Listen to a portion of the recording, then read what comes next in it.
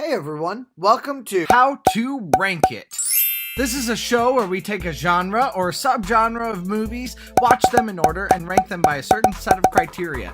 Each month we add another movie into the pile of compared movies, and eventually we end up with a nice list of the best, worst, and meh movies. Have you ever wondered which Disney movie is best? Which Pixar movie is the most beautiful? Or which Wiseau movie makes the most sense? You are tearing me apart, Lisa! Then this channel might just be for you. One way or another, hit that subscribe button and decide over the next couple months whether or not you like this idea. Come and join the fun. Right now we are ranking every Disney movie in order and deciding which one is the best using the SMACT system, which is a very pretentious way of saying we're judging these movies on storyline, music, animation, character, and technology. Come and join us and let's get ranking together. Today we're starting with the best folly ever made, Snow White and the Seven Dwarfs.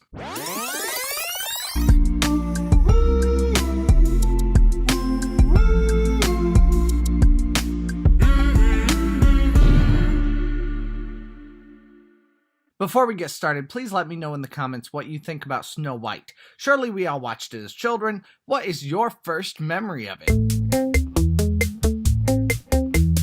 We read. Walt, show, don't tell, and certainly don't make me read. I'm illiterate, that's why I watch movies. The mirror reveals that Snow White is the most beautiful. Really, I'm all about beauty being in the eye of the beholder, but she looks like a potato with a wig.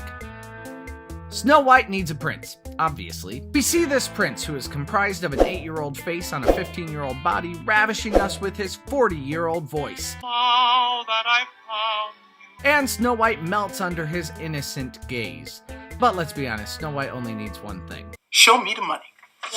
Queen hates Snow White and plans for her murder. It couldn't be more obvious. She hates her for her beauty. Snow White escapes the huntsman and runs. Snow White is afraid of literally everything in the forest. She finds a house and cleans it. Obviously, a woman is completely helpless in the forest and is most at home when she can clean. It doesn't matter if the home what needs cleaning is her own home. Clearly, home is where the mess is. I mean, to be fair, that is my worldview.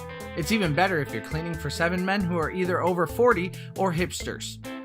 I don't know, you decide. We introduce the dwarves. Snow White goes to sleep next to the big pile of nasty underwear that Grumpy has thrown next to the bed. 10 minutes of waking up Snow White. Snow White wakes up. 10 minutes of washing faces. Evil Queen finally finds the plot. But I wonder, if you can look however you want, why do you want to look like that? I mean, what does it accomplish? At least make the old woman look innocent? Ain't no way I'm taking an apple from that witch. I don't know. Maybe we only find snaggle-tooth old women with huge warts unappealing because this movie taught us they were unappealing. I suppose I've read worse takes on Tumblr. 10 minutes of dancing. Because plot development is for suckers. Why do the dwarves even trust this girl? For all they know, she could be a thief or a woman of ill repute.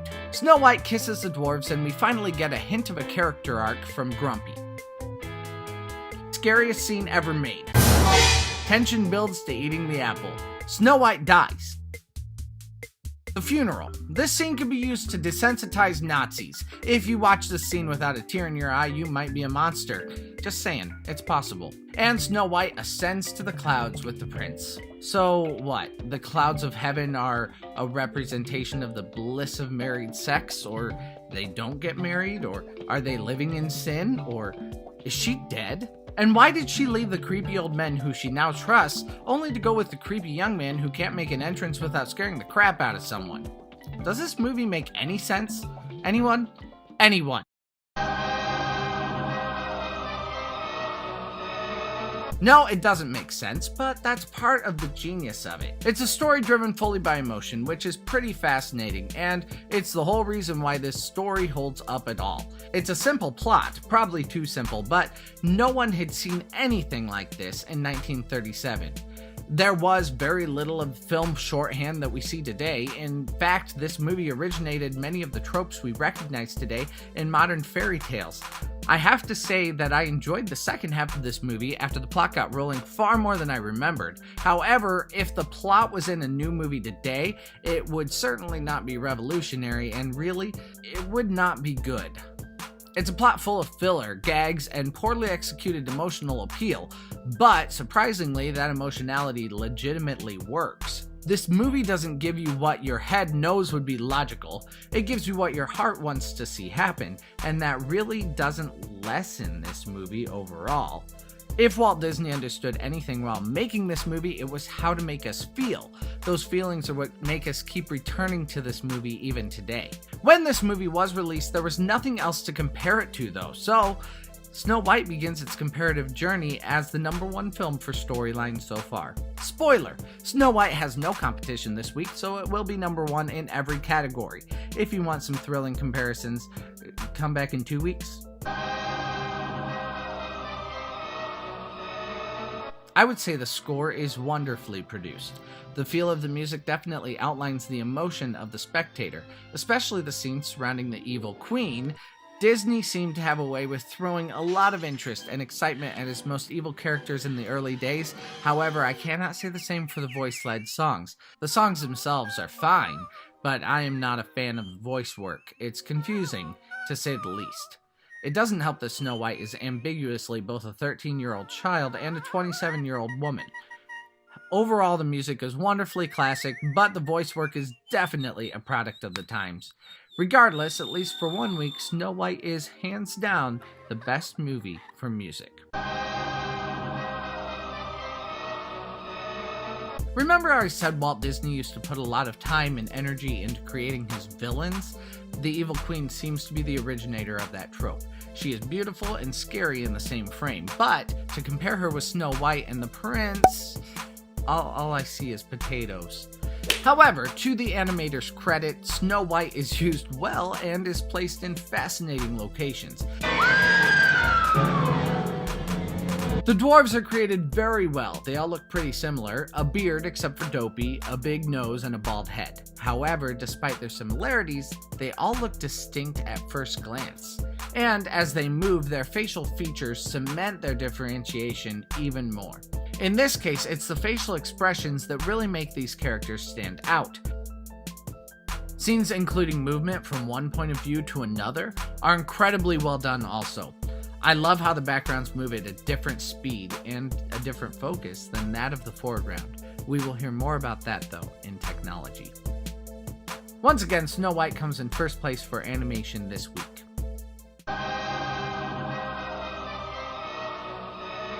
My biggest beef with this movie is its character development, meaning its character development is almost zero. Think about what we know about these characters. Snow White wants a man, the prince just wants to sing. Rather, just sing. The dwarves are solely defined by their names. None of the protagonist characters have any subtleties or character arcs except for maybe Grumpy, who has a bit of complexity, I guess. The story doesn't delve at all into the motivations or complexities of any of these characters. Instead, Disney's animators were too enamored with waking up Snow White or having her dance or washing faces or cleaning a house our protagonist doesn't even live in. The Queen, on the other hand, is very motivated. As a matter of fact, she's the only character that cares at all to get the plot going. All other characters are happy doing inane things. We don't get any development or forward movement until the Queen wills it. And that's my big problem with this content. There's a subtext here that seems to say women who are proactive are evil. How dare a woman have a motivation other than to clean whatever living space she inhabits? I mean, Snow White even goes so far as to apologize for the intense, scarring drama she has just endured. She falls on the ground and, in an immediate change of heart, she says, "I'm so ashamed of the fuss I've made." The implications of this are far deeper than I could or want to go in a 12-minute video. Let's just say things are changing. We live in a very different world today. As I said before, this is a movie filled with filler. There are a lot of cute scenes, and those scenes were great at the time for the purpose of showing off this new animation ability. But this movie does not create characters, it really favors gags over character development, but that doesn't mean it's not deserving of the #1 spot this week.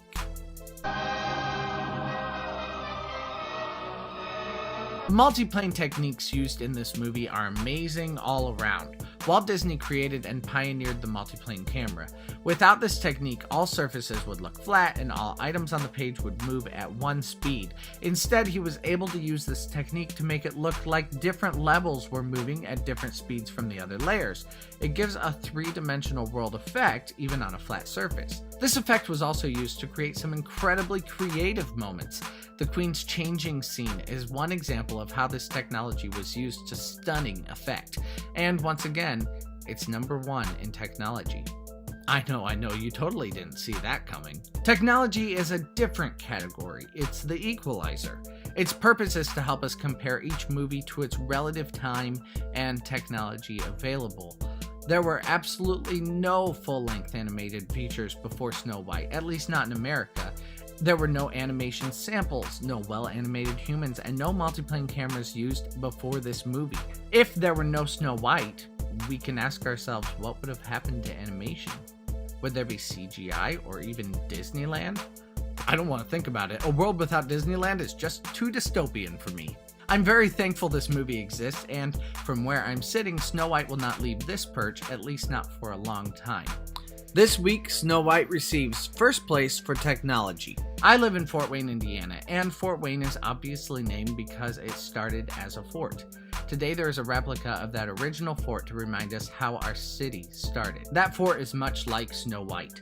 It's no longer the innovative wonder that it was originally, but it's amazing as a reference from history. It reminds us of where animation started, how far it has come, and how limitless its potential still stands. It's obviously still a classic. No ranking I could possibly give it would change that. I give Snow White first place overall for this week. Hey guys, thanks for joining. Like I said, this is the first video in a long line of Disney movie critiques coming out for you. If you found this video intriguing or fun, or if you just want to be nice to me, please slap that like button. And if you haven't subscribed yet, please press that red subscribe button right down there in the corner. Just so you know, YouTube makes me say that. If I don't, they'll take away my Disney movie privileges. Google has all the power. For real though, my Pinocchio review will be released 2 weeks from today, and if you are subscribed and smack that bell, you'll be notified as soon as it's released on Friday night. I'm so happy you came along for the first outing of how to rank it, and I can't wait to see you again soon.